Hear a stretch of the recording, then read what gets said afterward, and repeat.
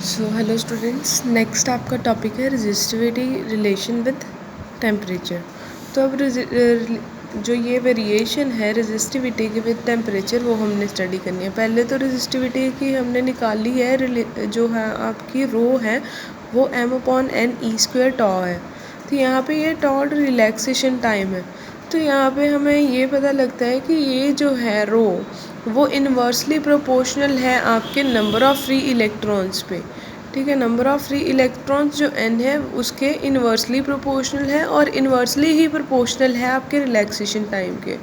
अब कह रहे हैं इन metal with increase in temperature number density of free electron remain constant. Number density of free electron मतलब जो अमाउंट है फ्री इलेक्ट्रॉन का वो सेम ही रहता है, but the relaxation time decreases. Relaxation time जो है वो कम होता है। बिकॉज क्यों होता है? क्योंकि उसमें नंबर ऑफ़ कोलिजन्स इंक्रीज़ हो जाते हैं। तो नंबर ऑफ़ कोलिजन इंक्रीज़ होने से रिलैक्सेशन टाइम जो है वो डिक्रीज़ होता है। ठीक है, तो resistivity of metal increases with rise in temperature. तो रेजिस्टिविटी जो है मेटल्स की वो इंक्रीज़ करती है विद राइज इन टेम्परेचर। तो यहाँ पे रो जो है वो आपका इंक्रीज़ करेगा विद राइज इन टेम्परेचर के साथ। ठीक है, तो जैसे जैसे टेम्परेचर बढ़ेगा रेजिस्टिविटी भी आपकी इंक्रीज़ होएगी, तो ये कर्व बनेगी। नेक्स्ट है इन सेमीकंडक्टर। तो सेमीकंडक्टर में क्या है? With rise in temperature the number density of free electron increases and relaxation time decreases. ठीक है, तो यहाँ पे रिलैक्सेशन टाइम डिक्रीज़ होता है और नंबर डेंसिटी इंक्रीज़ होती है due to increase in number of collision. इसमें नंबर ऑफ़ कोलिजन भी इंक्रीज़ करते हैं। But the former factor dominates. जो फॉर्मर फैक्टर है वो डोमिनेट करता है और जो रेजिस्टिविटी है वो डिक्रीज़ करती है विद राइज इन टेम्परेचर। तो रेजिस्टिविटी आपकी डिक्रीज़ करती जाएगी, जैसे टेम्परेचर बढ़ेगा रेजिस्टिविटी आपकी डिक्रीज़ होनी स्टार्ट हो जाएगी। तो ये डाउनवर्ड कर्व बनेगा। अब इंसुलेटर के केसेस में क्या है? Resistivity of insulator decreases exponentially with rise in temperature. तो ये क्या है? एक्सपोनेंशियली डिक्रीज़ करती है। एक्सपोनेंशियली मीन्स टू से ई टू द पावर, जैसे लॉग होता है वैसे ई टू द पावर होती है। तो वो इंसुलेटर के केस में होती है। अब इसमें टेम्परेचर रेजिस्टेंस कोफिशिएंट है, temperature coefficient of resistivity alpha. अब कह रहे हैं कि आर नो रेजिस्टिविटी है किसी बॉडी की 0 डिग्री सेल्सियस पे और आर टी है T डिग्री सेल्सियस पर। तो चेंज इन रेजिस्टेंस जो है टेम्परेचर डिपेंडेंट होएगा और जो चेंज इन रेजिस्टेंस है वो डिपेंड करेगा कि आपका ओरिजिनल रेजिस्टेंस कितनी है, 0 डिग्री पे कितनी है। तो ठीक है, तो इन दोनों को मर्ज कर लेंगे, 1 और 2 को आपका आ जाएगा RT minus R0 is directly proportional to R0T। ठीक है, तो जैसे कि आप डायरेक्टली प्रोपोर्शनल हटाओगे इक्वल्स टू लगेगा और एक कांस्टेंट अल्फ़ा लगेगा। तो अल्फ़ा क्या है यहाँ पे? Temperature coefficient. तो टेम्परेचर कोफिशिएंट रख लेंगे इस साइड और ये यहाँ पे डिवाइड हो जाएंगे। तो रेजिस्टेंस कोफिशिएंट यहाँ पे जो अल्फ़ा है रेजिस्टेंस टेम्परेचर कोफिशिएंट है वो क्या आएगा? चेंज इन रेजिस्टेंस और resistance in change in temperature. ठीक है, तो यहाँ से आपका अल्फ़ा निकल आएगा। Thus, temperature coefficient of resistance may be defined as increase in resistance per unit original resistance per degree rise in temperature। तो क्या कह रहे हैं कि इसमें जो आपका है टेम्परेचर कोफिशिएंट उसको डिफाइन कैसे करोगे? इंक्रीज इन रेजिस्टेंस, रेजिस्टेंस का इंक्रीज होना पर यूनिट ओरिजिनल रेजिस्टेंस और पर degree rise, per unit original resistance and पर डिग्री राइज की 1 डिग्री राइज और यहाँ पे जितना आपका ओरिजिनल डिफरेंस आ रहा है। ठीक है, अब फॉर मेटल अल्फ़ा पॉजिटिव रहता है क्योंकि वो इंक्रीज़ करती है रेजिस्टेंस विद टेम्परेचर और इंसुलेटर्स और सेमीकंडक्टर में डिक्रीज़ करती है, तो यहाँ पे अल्फ़ा नेगेटिव होता है। नेक्स्ट है ओमिक डिवाइसेस। ओमिक डिवाइसेस क्या है? जो ओम्स लॉ को ओबे करें। ओम्स लॉ क्या था? V is equals to IR, मतलब R जो है V/I आ जाए तो वो स्ट्रेट लाइन ग्राफ बनाए। तो ohmic devices which obey Ohm law for all values of voltages and current.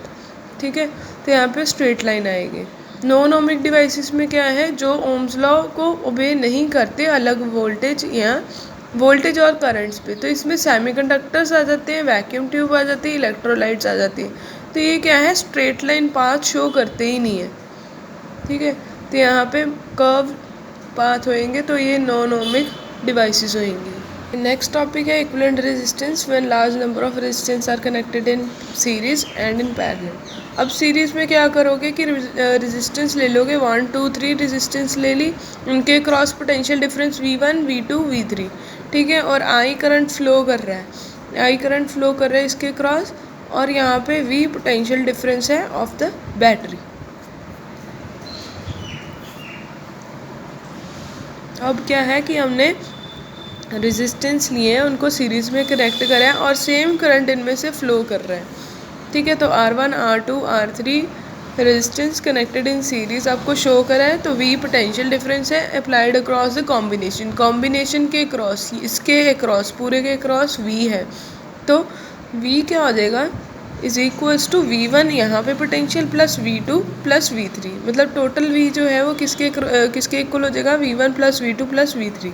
ठीक है, ओम्स लॉ, सो ओम्स लॉ के according potential difference across R1 आपका V1 IR1, ऐसे ही V2 IR2, V3 IR3, क्योंकि V is equals to IR होता है Ohm's law, तो potential difference आपके तीनों निकल आएंगे। अब टोटल पोटेंशियल डिफरेंस में इनकी वैल्यू डाल दोगे। ठीक है, तो V is equals to IRS लिख लोगे, IRS जो आपका रेजिस्टेंस RS जो है वो सीरीज़ कॉम्बिनेशन की है, तो IRS और इसको 1 और 2 को कंपेयर कर लोगे।